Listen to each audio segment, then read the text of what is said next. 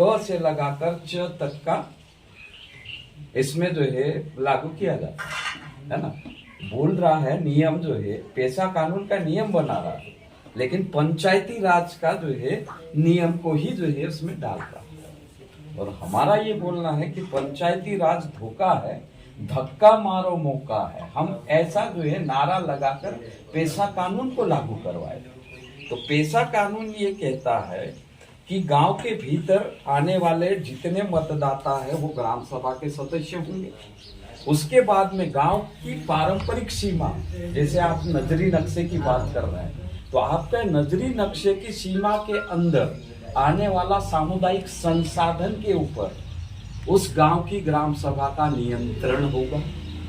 उसके बाद में जो है उस इलाके के अंदर, उस पारंपरिक सीमा के अंदर जितने जो है सामाजिक ये सरकारी या गैर सरकारी संस्था काम करती है, उसके ऊपर नियंत्रण जो है उस गांव की ग्राम सभा का होगा। उसके बाद में अगर उस पारंपरिक इलाके के अंदर जो है कोई बाजार होगा तो उसके ऊपर नियंत्रण करने का अधिकार उस गांव की ग्राम सभा का होगा। उसके बाद में जो है लेन देन करने का जो काम अभी व्यापारी का तो कम हो गया, लेकिन बैंकों का हो गया है। व्यापारी और बैंक ये साहूकार की श्रेणी में आते हैं। तो जिस प्रकार से जो है सरकार ये सरकारी या गैर सरकारी जो लेन देन करता है उस इलाके में, उसके ऊपर नियंत्रण करने का अधिकार भी उस ग्राम सभा का होगा। कि व्यापारी जो है कितना पैसा दे रहा है, कितना ब्याज ले रहा है, कितने दिन का ब्याज ले रहा है, तो वो जो है नियंत्रण करेगा ग्राम सभा। कर्जा कौन आदमी ले रहा है और फिर बाद में वसूली किस टाइप से होगी। तुम नोटिस देके तहसीलदार के जरिए से नोटिस करवाओगे या तहसीलदार वसूली करेगा?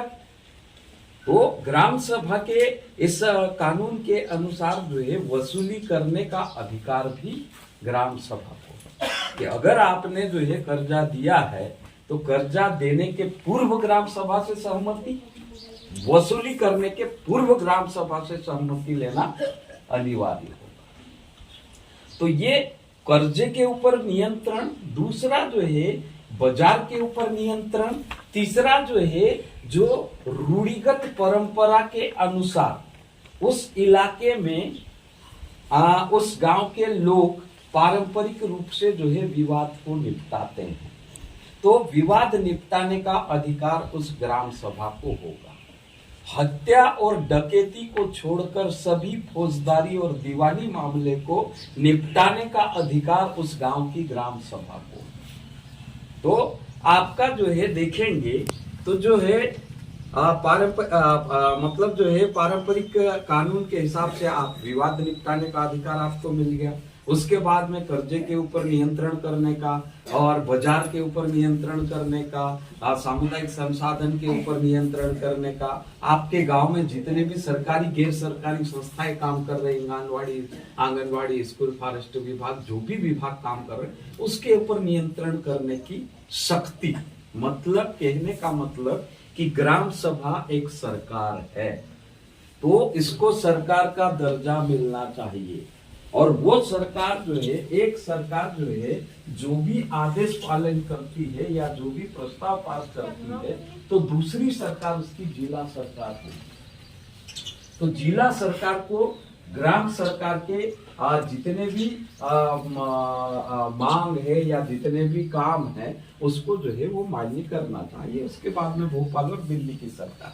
तो ये जो है पेशा कानून की ये मंशा है कि जैसे दिल्ली की सरकार और भोपाल की सरकार, दो सरकार अभी है, तो अभी जो है पेशा कानून के तहत दो सरकार का और गठन करना है। दो सरकार मतलब एक तो जो है हमने ग्राम सभा की सरकार का गठन कर दिया, दूसरी सरकार फिर बाद में आपको जिले में छठी अनुसूची के पैटर्न पर जिला सरकार की गठन करना चाहिए। वो जिला सरकार की गठन में क्या होगा कि जिले में जो है कार्यपालिका होगी, न्यायपालिका होगी, विधायिका होगी, जिसमें जो है विधायिका और न्यायपालिका में हमारे कानून कायदे चलना चाहिए। पेशा कानून में ये लिखा है कि जितने भी गैर आदिवासी इलाके में कानून लागू होते हैं, 126 ऐसे कानून हैं जो आदिवासी इलाके में लागू नहीं होते हैं। तो पहले तो जो है वो 126 कानून को हमारे इलाके से हटाया जाए, उसके बाद में हमारे जो पारंपरिक कानून कायदे हैं झगड़े निपटाने के, कौन सा झगड़ा कैसे निपटाते हैं, हमारी जो है लिखित कानून व्यवस्था नहीं है लेकिन मौखिक कानूनी व्यवस्था है। जैसे जो है अभी हम बात करते हैं कि लड़की की सगाई करना, सगाई कर देते हैं, लेकिन अगर जो है उनका आपस में विवाद हो जाता है और लड़की उस जगह पे जो है शादी नहीं करना चाहती, उस लड़के से शादी नहीं करना चाहती, तो उस समय जो है उनका विवाद होता, उस विवाद का निपटारा करता है हमारा। तो कैसा करता है ना? जैसे उदाहरण के लिए अभी क्या हो रहा है कि कोई भी लड़की लड़का जो है शादी करते हैं, शादी करने के बाद में अगर लड़की का पिता लड़की को उस लड़के को देना नहीं चाहता, तो पहले तो जो है वो छेवड़े बांधने की पद्धति थी कि लड़की नहीं रहना चाहती या लड़की को जबरदस्ती लड़का लाया तो पंच मिलकर जो है उस लड़की को उसके पिता के घर ले जाते हैं और पंचायती बैठती है और वो कुछ जो है दंड स्वरूप जो है कुछ राशि लड़की के परिवार को जो है लड़का पक्ष दे देता था, वहां से विवाद खत्म हो जाता है। लेकिन अभी क्या हो रहा है कि लड़की का पक्ष जो है लड़की वहां शादी नहीं करेगी ऐसा बोल देता है और लड़की नाबालिग है करके थाने में जाके एफआईआर दर्ज करवा देता है। तो थाने वाला क्या करता है? थाने वाला ये करता है कि आपने जो है लड़की को बेहला फुसला कर शादी करने की लालच देकर उसके साथ खोटा काम किया, तो वो जो है खोटे काम के आरोप में उस लड़के को जो है सजा हो रही है। कई सारे आदिवासी लड़के आज जेलों में सड़ रहे हैं। तो वो जो है कानून क्या बोल रहा है कि आपने जो है बोला कि लड़की को बेहला फुसला के ले गए। भाई कैसे ले गए बेहला फुसला के, और क्यों जो है हमने अपराध किया? क्योंकि आपके ऊपर पुलिस वाला हिंदू विवाह कानून 1955 लगाकर जो है आपको अपराधी बनाता है, जबकि आदिवासियों के लिए अभी तक शादी करने का कोई भी कानून भारत सरकार ने नहीं बनाया है। ये जो है ना कलेक्टर को मालूम है ना हमारे नेताओं को मालूम है। संसद में वो कानून अटका है, मुस्लिम के लिए बन गया, हिंदू के लिए बन गया, लेकिन आदिवासी के लिए ऐसा कोई कानून नहीं बना। लेकिन आदिवासियों का कोई नेतृत्व बोलने वाला नहीं है, कानून का जानकार आदमी नहीं है, इसीलिए कोई एसपी को नहीं बोलता, कोई जो है एसडीओपी को नहीं बोलता, कोई थाना प्रभारी को नहीं बोलता कि गैर संवैधानिक काम आप कर रहे हैं और हमारे आदिवासी को जेल भेजने का काम कर रहे हैं। हमारी परंपरा अनुसार विवाद निपटाने का जब अधिकार हमको है तो तुम कैसे एफआईआर करोगे? तो वो जो एफआईआर पुलिस वाला करके आदिवासी युवाओं को जेल में डाल रहे हैं, वो गैर संवैधानिक रूप से पुलिस वाले काम कर रहे हैं। तो पेशा कानून ये कहता है कि आदिवासी के कानून जो बने हैं पारंपरिक रूप से जो चलते आए हैं, उस कानून को लागू करवाने के लिए 6ठी अनुसूची के पैटर्न पर जिले में न्यायपालिका का गठन हो और हमारी जो है रूढ़ी ये रूढ़ी अनुसार जो है हमारे कानून बने। उस कानून को चलाने के लिए हमारा मजिस्ट्रेट हो, हमारे वकील हो और हमारे कानून कायदे परंपरा अनुसार चले। और जो दूसरे कानून कायदे 126 कानून कायदे हमारे ऊपर जबरदस्ती लगाए हैं, पेशा कानून के तहत से जो है उसको हटाया जाना चाहिए, लेकिन वो नहीं हटाया। तो मेरा कहने का मतलब ये है कि ग्राम सभा एक सरकार है, तो हम सरकार के दृष्टि से देखें तो बहुत सारे हक अधिकार, और अगर हम सरकार की दृष्टि से नहीं देखेंगे, ग्राम सभा एक सरकारी संस्था है, तो सरकारी संस्था और सरकार में बहुत सारा अंतर है। सरकारी संस्था के ऊपर जो है क्या होता है, सरकार का नियंत्रण होता है, और सरकार के ऊपर जो है सरकार खुद मालिक होता है। तो अभी जो चल रहा है जिले में जो है जिला पंचायत, तो उसको हम जिला सरकार बनाने की बात कर रहे हैं। और पेशा कानून की ये धारा 4 भी कह रहा है कि जिले में जिला सरकार का गठन करें।